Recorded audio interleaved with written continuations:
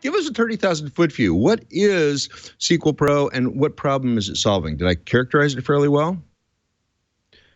Yeah, you did. It's mostly a development tool for debugging a dev database, or trying to find a bug on the production server occasionally. And some people use it for other things like backups or reporting and that sort of thing. But mostly it's just a developer tool.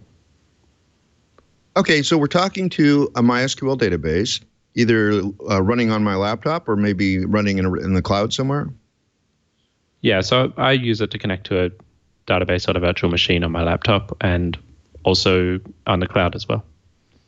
Okay, and so what am I looking at when I'm looking at this thing? It's a GUI, obviously, and it's running on now I know Mac OS. What am I looking at? What are my options and things there? So you'll get a list of tables on the left, and the database structure, or browse the content with a nice search box, or you can type SQL straight in with syntax highlighting and autocomplete and all those nice things.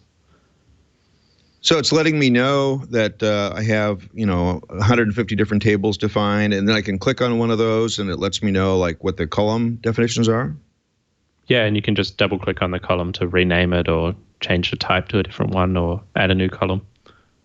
It's all quite easy. Now, how is this working behind the scenes? Is it acting like a normal client to MySQL? Does the MySQL database know that anything's different about this client as opposed to a command line client?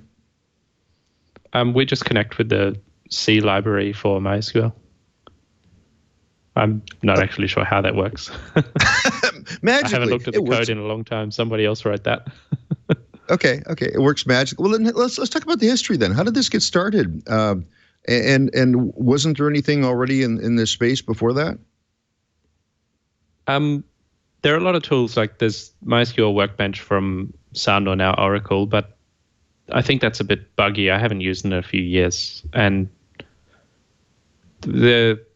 about 10 years ago, there was a project called Coco MySQL, which was sort of not really finished and abandoned by the developer, unfortunately. And I tried to fix some bugs and couldn't get hold of him, so I made a fork.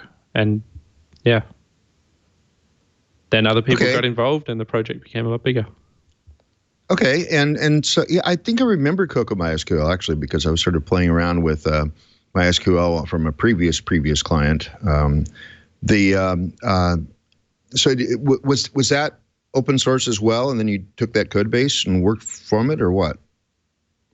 Yeah, we started directly with their code base, and initially just changed the name because I couldn't get hold of them for commit access.